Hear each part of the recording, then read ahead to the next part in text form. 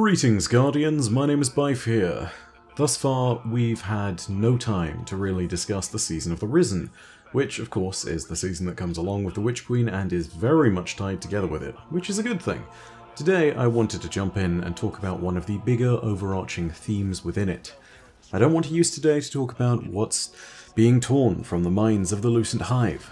I don't want to talk about the Dead Messenger mission, and I don't want to talk about the evolving alliance between the Tower and the Cabal Ascendancy. These are all topics I want to cover for sure, but not today. Today, to start, I wanted to begin by talking about an evolving relationship that is going to be important to the dynamic of this season and its overall moral storytelling. That, of course, is the evolving relationship between Saladin and Crow. They are forming up to be an unlikely duo. A mentor and a mentee is the kind of relationship that they are beginning to form, and it's very clear that this has been signposted in the lore for a while now. If you look back at the latest sets of Iron Banner armor that were released last season, it becomes very clear all of a sudden that Crow and Saladin are going to get paired up. And of course, now, here, in the Season of the Risen, we see it for the first time properly. This week, that relationship as mentor and mentee was really getting fleshed out a whole lot more, and it starts with Crow really having to be taught a few vital lessons by Saladin on the complicated nature of mercy. I want to start today with a simple preface of one of the bigger themes of this season, and that, quite generally, is finding a moral code within the shades of grey that now permeate the universe of Destiny. In this instance, both Crow and Saladin believe in an absolute good of some kind, or at the very least have a moral code that's very clearly defined. In each case, both Crow and Saladin believe that the other's perspective is lacking for something. Saladin has lived for a long time as a Guardian and an Iron Lord and a Lightbearer, and has endured the hardship of the Dark Ages, seen the collapse of the Iron Lords, seen us arrive at the Last City, seen the Red War and the Taken War.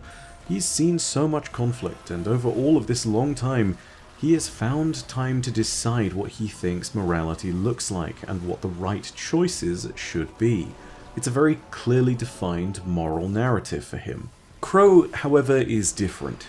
Even with his memories of Aldrin being somewhat restored by Savathun, he sees himself in a place where he can only call his experiences limited, and has formed a view that some would call naive and others would call compassionate.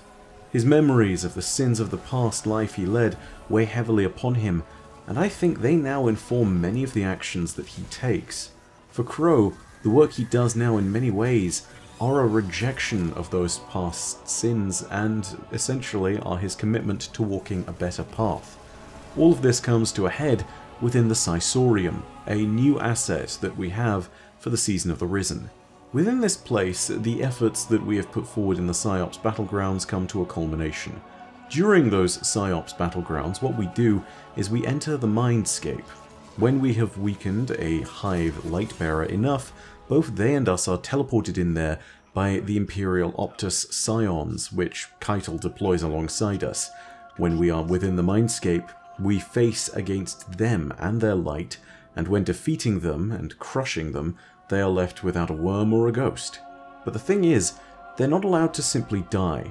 The Scions then take them and keep them in a sort of vegetative state, a limbo between, and from here their minds can be scanned, sifted through for information and evidence, and in time more details can be discovered. This is a wholly grey area for the Vanguard and for morality generally, even if Zavala has been assured that the Hive in this state don't feel pain. It's wrong, some could debate, quite easily. Holding your enemies in a state of not death and not life? Some might call that torturous. I'm not quite sure if that is the case or not. I really don't know how I feel about it. And honestly, I don't think anyone in the tower is quite clear on it either. Crow raises this point with Saladin in the Sisorium, and the two moral perspectives of these two Guardians begin to clash in the exchange. We also get a fantastic cutscene where Saladin demonstrates his view of mercy and what it really means. Take a listen. Do you think it hurts? Hurts? I could feel Savathun behind my eyes when she reached into my mind. What do you think these Hive feel when we reach into theirs? I also find the Scion's methods unsettling, but they can uncover Savathun's plans more efficiently than I ever could. Better to just put them out of their misery. Keitel believes these Hive might hold deeper secrets. Do not make the mistake of thinking these things deserve your sympathy. Even though they have the light. Maybe you were the wrong person to put on this assignment. They may be our enemies, but this feels like a new low for the Vanguard. For Zavala. Watch your mouth. You New Light see Zavala as some toothless diplomat, but you wouldn't believe what he's sacrificed to become the man he is. Someone who will make the hard choice, and make sure his people understand why. And I can't wait to hear the speech about all this. You want a speech? Today the Vanguard did what had to be done. Mercy prevailed. Speech over. Say it a little louder. I don't think this guy could hear you. This doesn't look like mercy to me. Then you're not looking hard enough.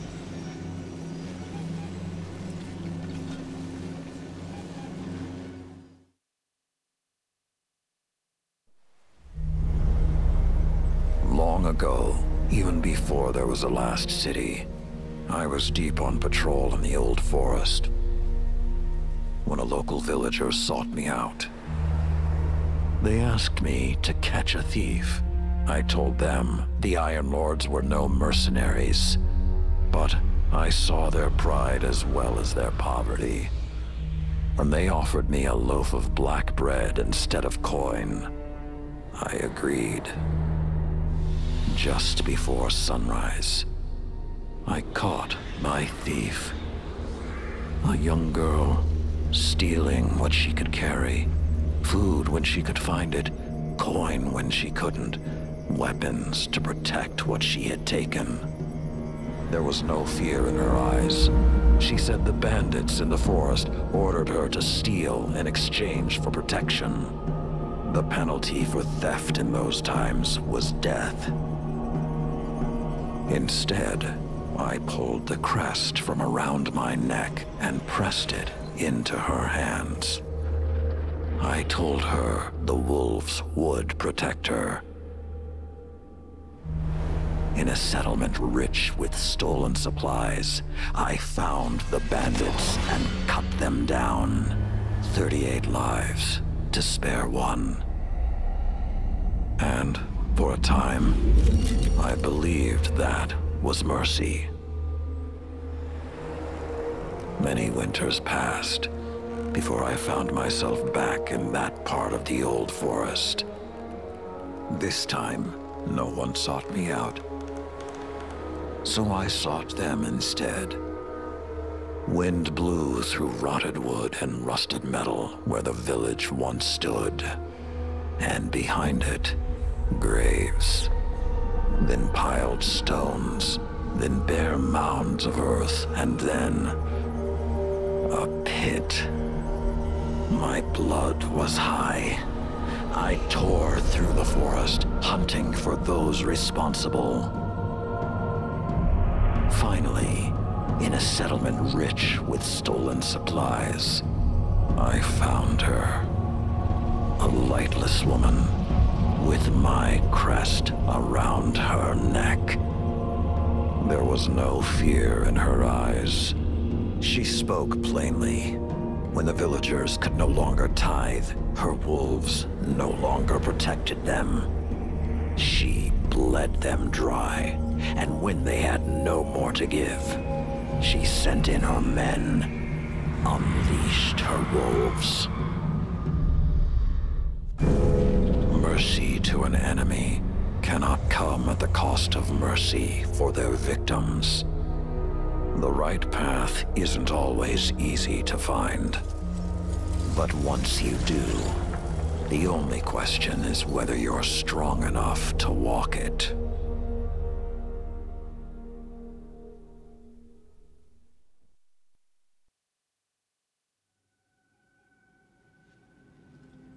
Consider that the next time you feel pity for our enemies.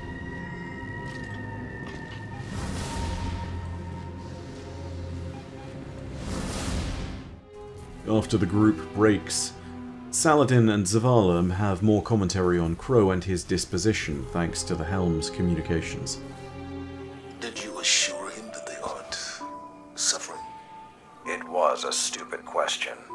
Saladin. There's no answer I could have given that would satisfy him. It doesn't matter whether or not they suffer, if they're alive or dead or something in between. He sees himself in them, like he sees himself in Aldrin. How do you know this? I asked Keidel's scion. Crow radiates pain, he said. He's the one suffering, and in a way his ghost can't heal. I know what self-loathing feels like. And I know grief. This isn't anything like... You're stronger than he is. And who helped me find that strength? When I was at my lowest. Crow is grieving. For himself, for the innocence he's lost. For the price of the truth. He's going to hurt himself, or worse, hurt someone else. You've always been more than a soldier, Saladin. You're a protector. So protect. Small side note, I do wonder if when Zavala talks about the lowest time in his life there, if he's talking about Cayde, but I honestly think it might have been to do with something else, namely the death of his mortal wife. Someone who he had to let go of, someone whose death might still potentially haunt him. By the way, let me know if you knew that Zavala had a wife. It's a detail that was only briefly discussed within the season of the Splicer. Anyway, Crow and Saladin are both going through what I think is a degree of learning this season. Zavala is helping Saladin to learn that he is indeed capable of teaching Crow, and also that Crow is not necessarily in the wrong.